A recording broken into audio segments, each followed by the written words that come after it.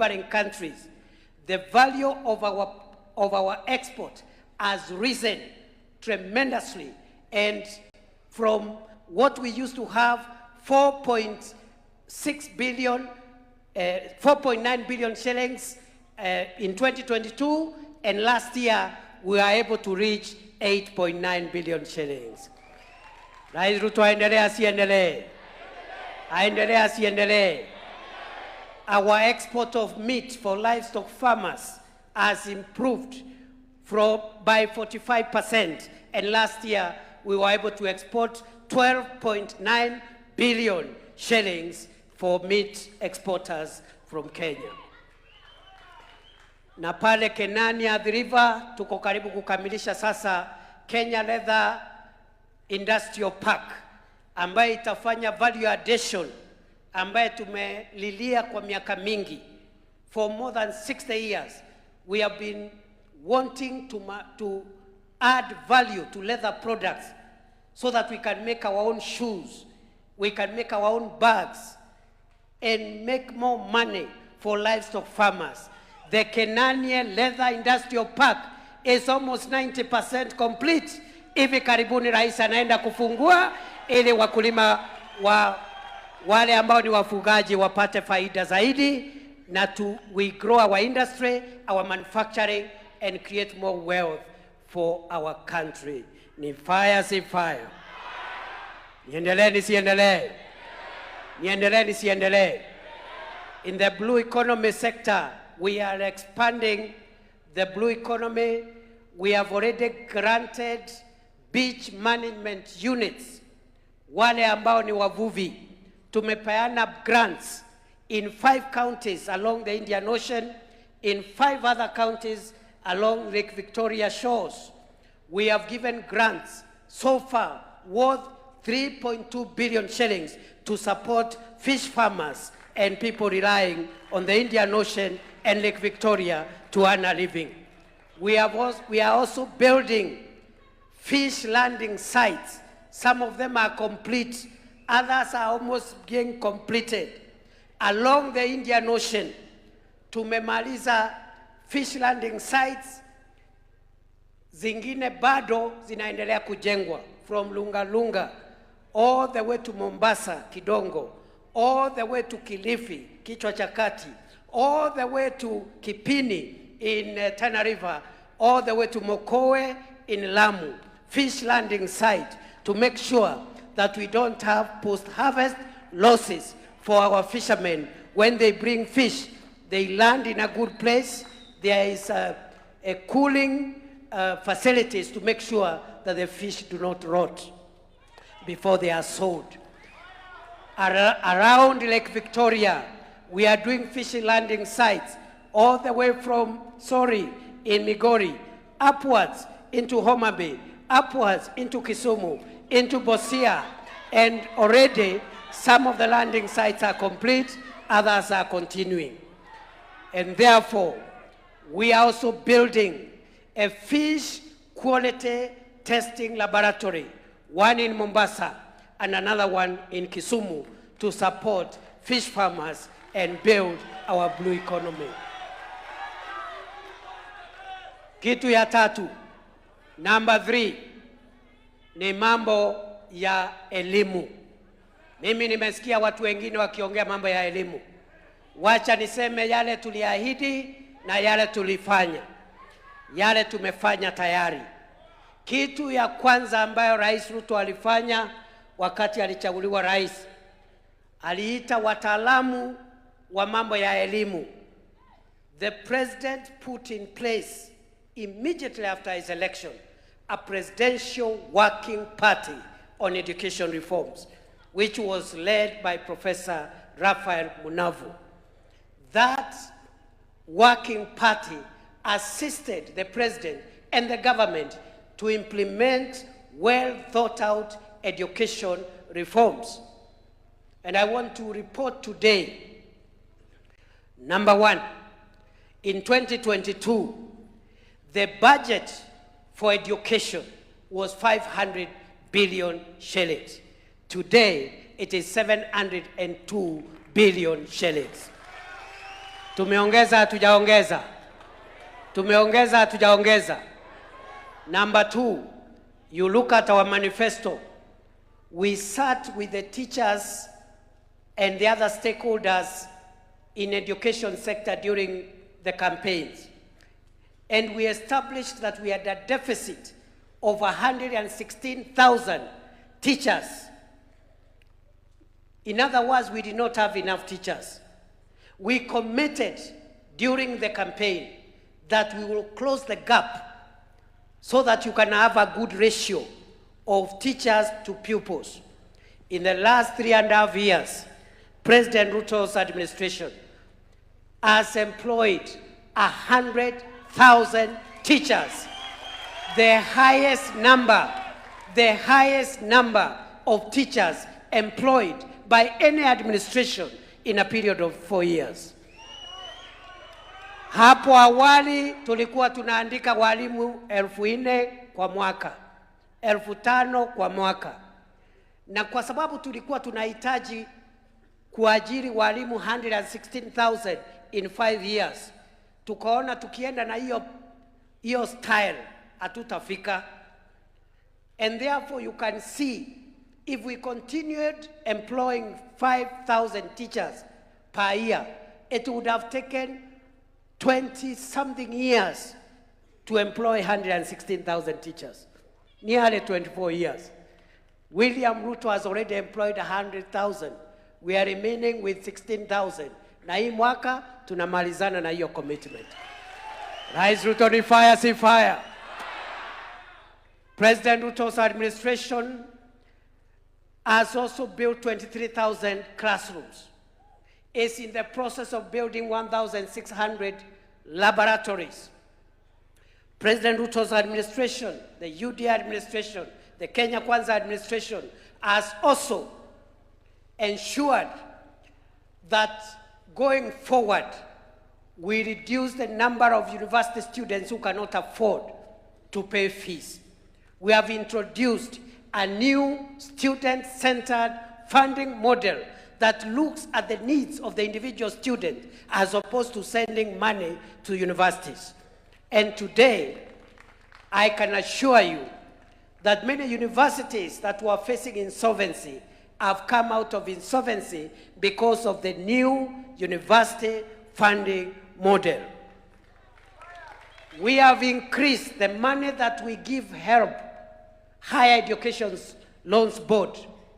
In 2022, it was 17 billion. Last year, 41 billion. We have increased the money we give our universities. In 2022, it was 41 billion, 45 billion. Today, or last year, it was 82 billion. And therefore, I want to hear those who are criticizing this administration in matters education to look at Kenyans in the eye and tell us what facts, what logic are they using in their assessment. Mimi nasema hivi vile vile.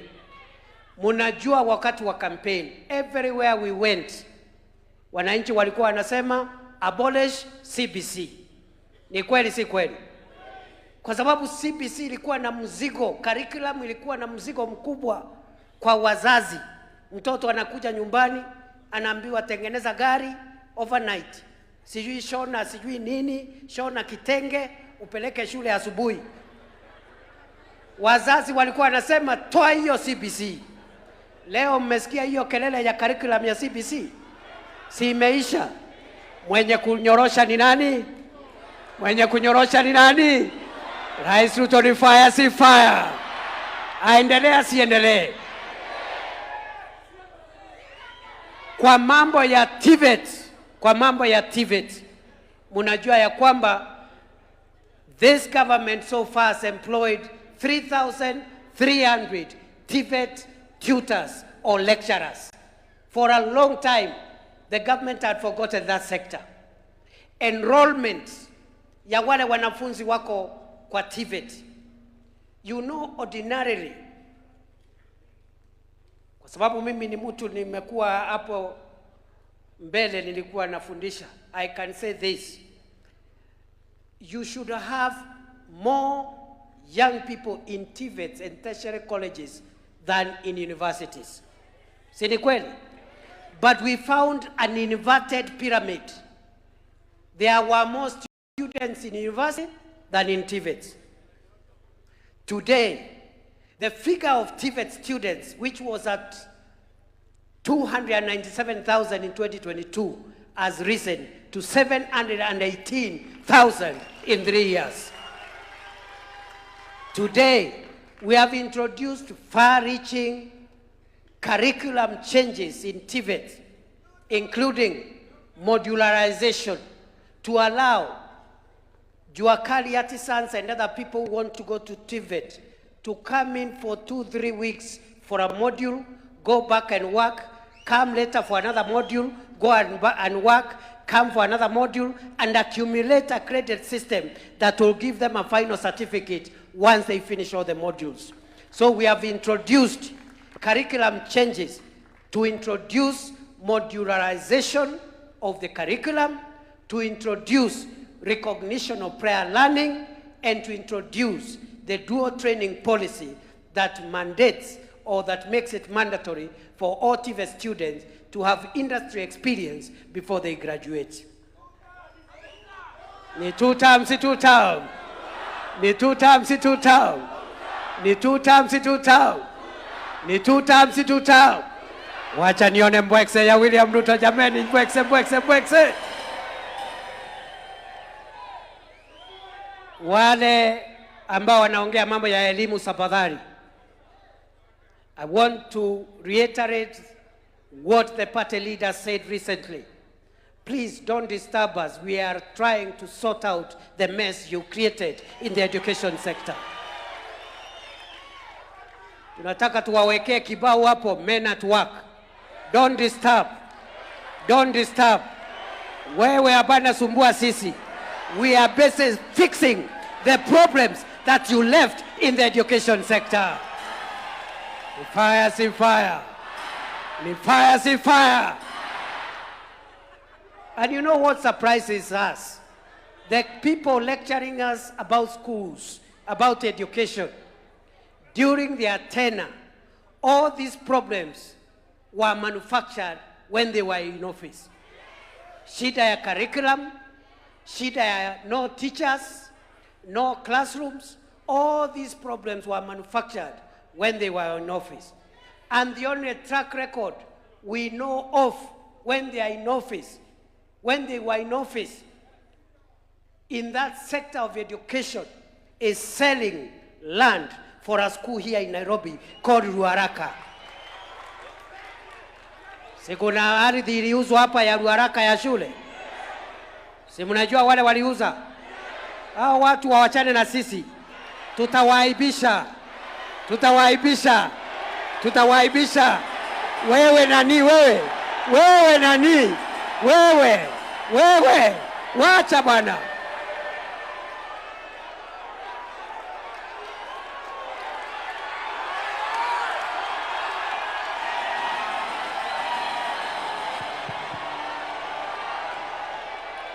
Thank you very much. So,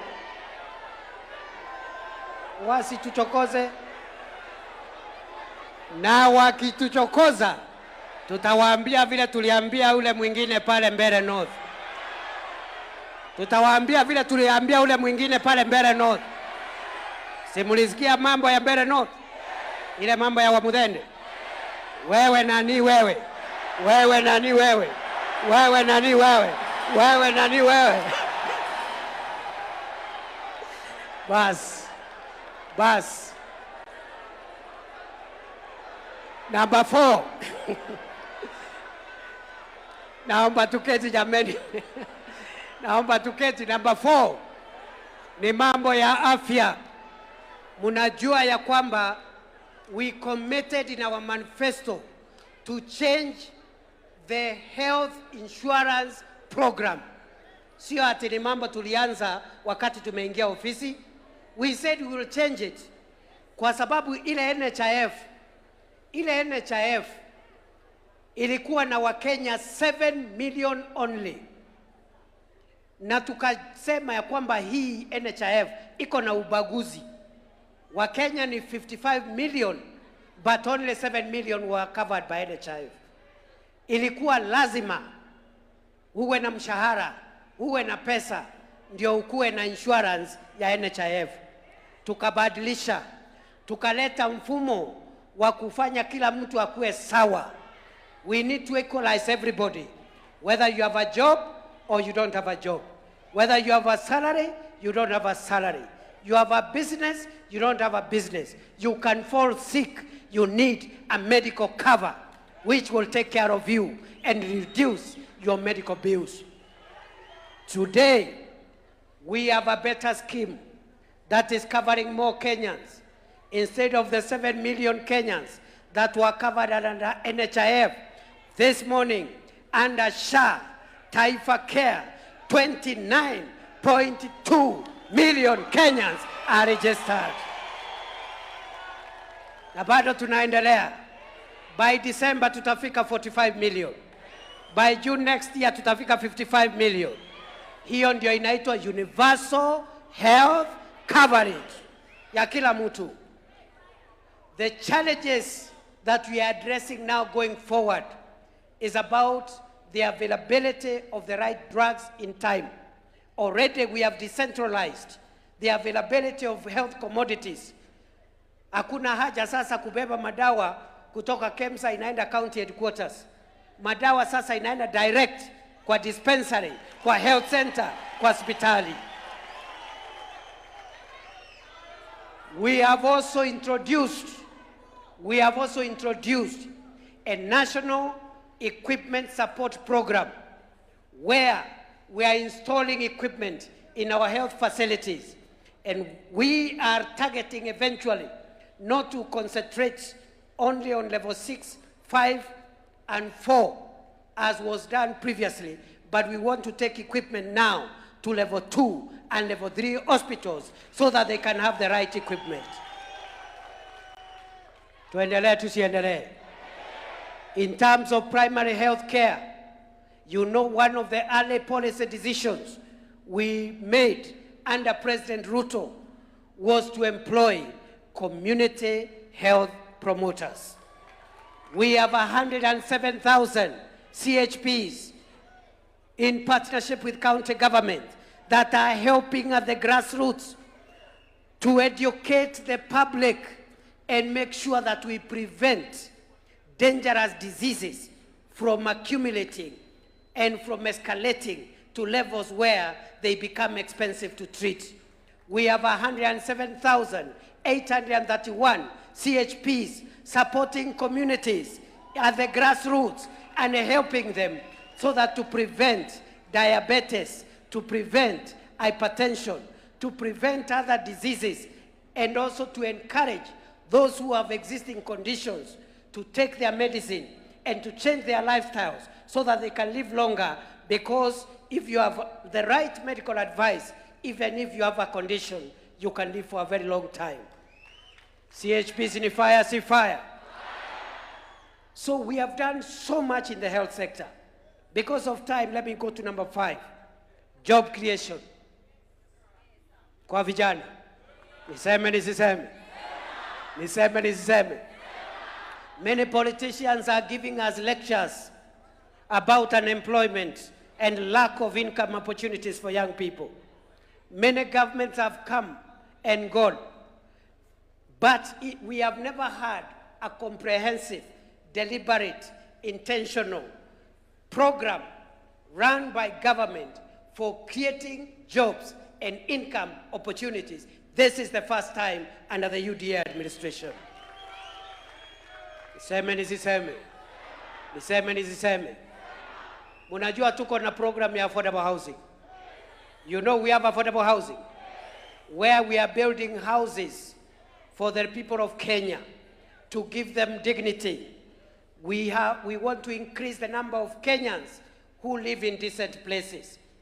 That program will transform Kenya in a way we will not believe.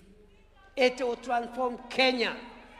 That is how Ni Singapore, si Singapore. Ni Singapore, si Singapore. That is how nations are built. And I want to challenge those naysayers who are saying that they will roll back the affordable housing program. I want you to tell us how else you can quickly increase Kenya's gross national income if you remove housing. The countries that the president is talking about all the time, Singapore, Malaysia, South Korea, all these countries, one of the catalysts, one of the enablers of rapid development is a very well thought out housing and public infrastructure program. Next time they are going to do an assessment, the World Bank, you will see in a short while the placing that Kenya is going to get in the gross national index, income per capita. Kwa sababu nyumba moja ni kama shilingi milioni 2, milioni 3, milioni 4. Now, ordinary people who would never have dreamed of owning a house are house owners. So when you count the income of that person, unaanza na nyumba 2 million. Kabla uhesabu ng'ombe na kuku na ngamia, huyo mtu amesonga. Tuendelee tusiendelee. But more than the houses that we are creating and building for Kenyans, we are creating jobs. Already. Na mnisikize kwa sababu nyinyi ndio mtaenda kuuza manifesto ya chama huko. The affordable housing program, which also has a market construction program. Si kuna masoko pale? Affordable housing peke yake, we have 235 active sites. Last week ilikuwa 230, lakini nimeambiwa asubuhi we have added 5 more sites. We are 235 sites today, active. We have 400 markets being constructed. We are doing hostels for our students, creating 177,000 student hostel beds across the country for our TVET and university students.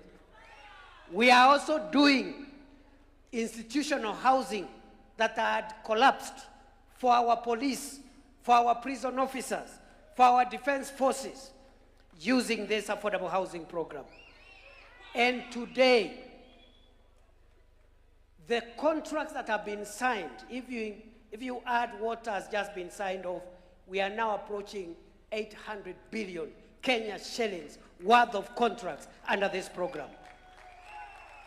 Once they finish the current procurement, we'll be achieving 800 billion worth of projects under affordable housing, markets, and also the construction of hostels and institutional housing. But more than that, we are creating jobs for our young people. That sector has now employed 500,000 young people who are not working in 2022. 500,000 young people. The president has directed the ministry and other stakeholders to make sure by the end of this year that program employs 1 million people. 1 million young people. All manner of jobs, architects, engineers, artisans, electricians, plumbers, everybody in between, quantity surveyors, hata watu ya kazi ya mkono wako area.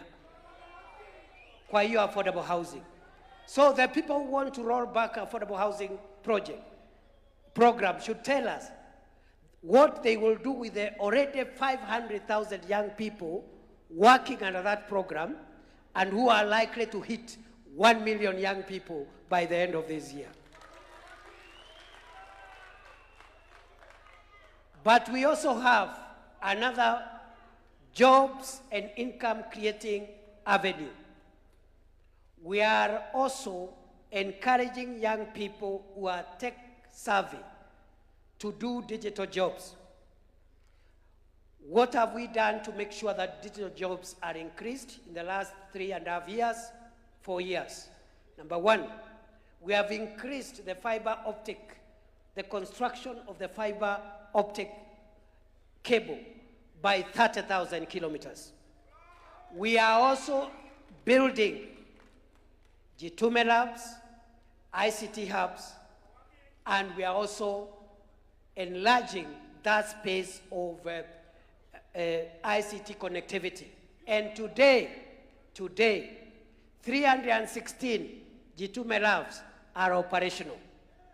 403 ICT hubs are under construction. We are on target. We had promised 1,450 ICT hubs. We are already past 700 ICT hubs. We will complete that target ahead of the elections. And the Kazi Mtandaoni program, kwa sababu hiyo ya affordable housing, hiyo ya mambo ya hostels, hiyo mambo ya markets, hiyo yote ni kazi kwa ground. Alafu kuna kazi mtandaoni. ICT hubs, Jitume labs, business process outsourcing.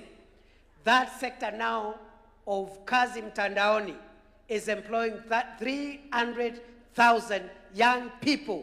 We want by the end of the year to hit 1 million young people working under kazi mtandaoni. We are also having Kazi Maju program. Kazi Maju program. When President Ruto was sworn in, there were so many cartels harassing people, trying to assist people using the pretext that they want to assist them to get jobs abroad. Cartels wakakuwa deregistered. Number two, we negotiated bilateral labor agreements with about 13 countries in all parts of the world to give legal protection to young people who leave Kenya to look for a job, earn an income, send some money home, and after a few years, return home and help us to build our country. So now we have a very well-structured Kazi Maju program, as a result of which, by this morning, 538,000 young people are working abroad. And as a result of that, we have increased our diaspora remittances.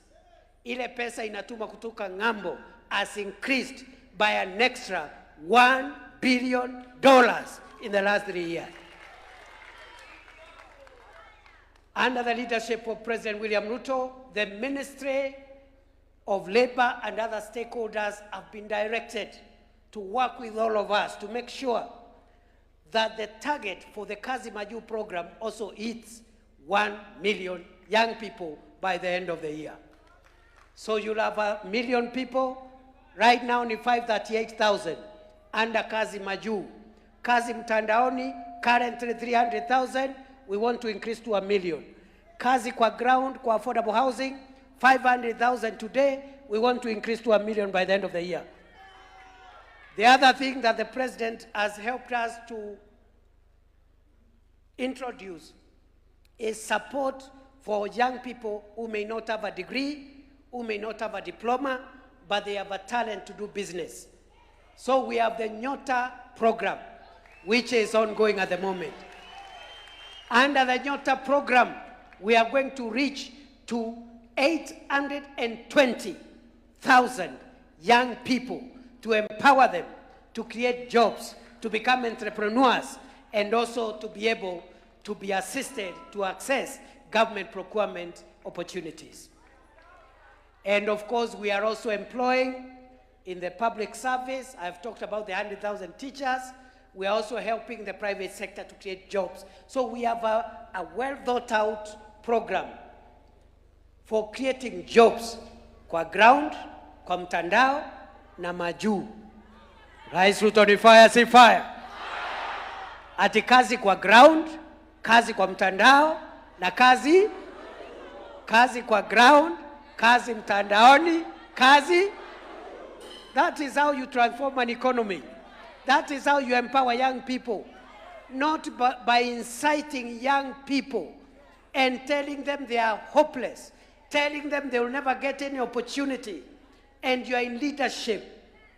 I saw one character telling young people who are graduating, I want to tell you there are no jobs.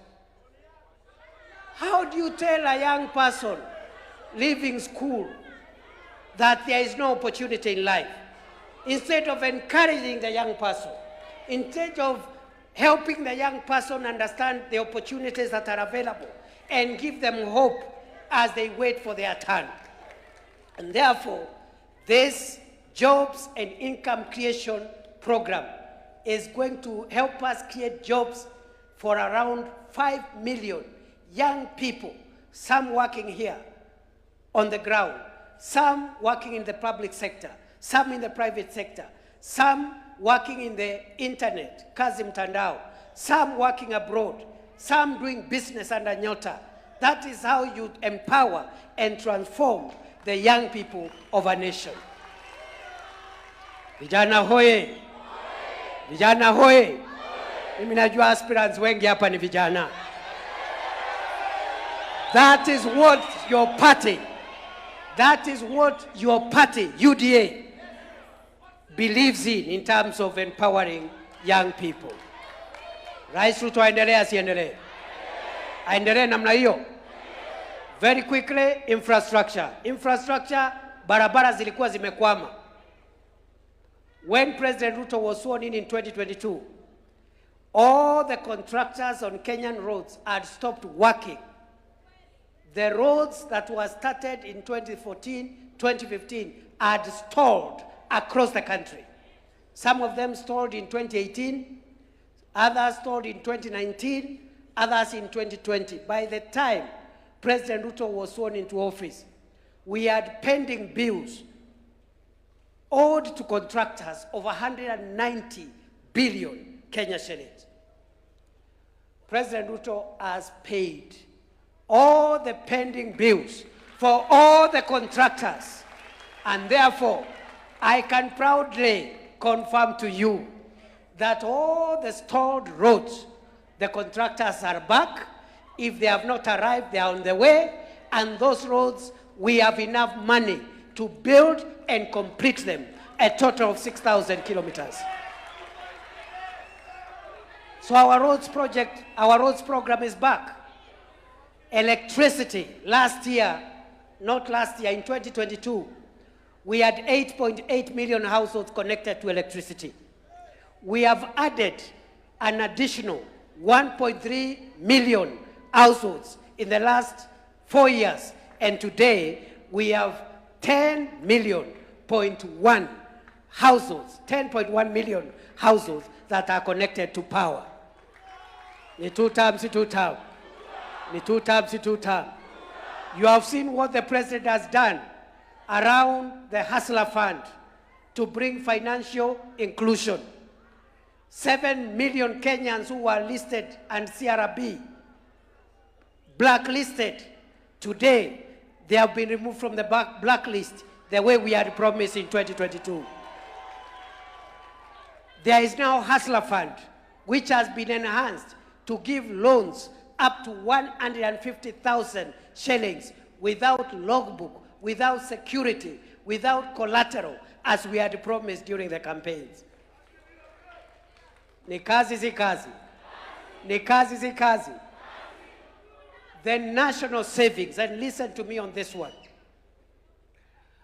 When UDA government took power, the amount of money we had saved at NSSF was 320 billion shillings for 62 years. 320 billion shillings, 62 years. The last 2 years alone, NSSF now, the savings we have saved as Kenyans, because this is our money, has risen from 320 billion. We have doubled it. We have surpassed the double mark. We have raised an extra 350 billion. Today, NSSF is sitting on reserves of pension of 690 billion shillings. That figure is going to help us because we will reach 1 trillion in the next few months.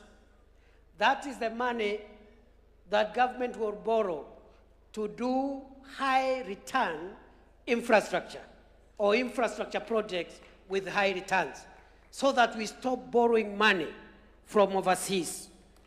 We must redeem our country from the indignity and the embarrassment of having to borrow money around, because the money we get from World Bank, the money we get from overseas partners, it is money that has been saved by citizens of other countries. That is the money they loan the World Bank. The World Bank loans us that money. We will borrow our own money and remove Kenya from the shame of relying on foreign money. We are on the road to freedom. Say freedom is coming. Say freedom is coming. Say freedom is coming. We are on the road to freedom. I want to end my remarks by saying this about the future. First, we have done a good job. We are the first party in the history of Kenya that has governed using a manifesto and is following step by step, chapter by chapter, paragraph by paragraph, sentence by sentence, to make sure we implement that manifesto. Ni kweli si kweli? Si ni manifesto yetu. You will get a copy of our manifesto. The president is going to speak to that. You will also get the progress report, ama scorecard. So utakuwa na manifesto, what we promised and what we have achieved, so that you know what is remaining. So the president has led us to think about the future. And we have reflected on the future. And we have come to a firm and irrevocable conclusion that it is possible to transform the economy of Kenya from third world economy status to first world economy status in 1 generation. Let me repeat. The president, who is our thought leader, has helped us to envisage a new Kenya. We have come to the firm and irrevocable conclusion that it is possible to transform the economy of Kenya from third world economic status to first world economic status in 1 generation. And that's why Kenyans must be very, very firm and refuse any policy disruption that can roll us back. Because Africa and the developing world suffers from policy. Atabomoa SHA, atabomoa sijui nini. We need continuity. We need continuity, not for 5 years, not for 10 years, not for 20 years, not for 30 years, 40, 50 years of continuity to transform our country. Other countries have done it. South Korea did it. Ways we want to do, including Machakos Turnoff to Emali, including Kitengela to Namanga, including Marwa, Nanyuki, Isiolo, Makutano, Embu, Meru, and so many other roads across the country. Hii Rironi Mau Summit, haitakomea Mau Summit. Branch moja itaenda Eldoret, iende Bungoma, iende Malaba. Hii ingine itatoka hapa Mau Summit, iende Kericho, iende Kisumu, iende mpaka Malaba, Busia, iende Busia. That is what we are doing for our country. We need more roads now, not tomorrow. Now, not tomorrow. We need to increase our railway from Naivasha and take it to the border with Uganda, and then we connect with the rest of the region. The railway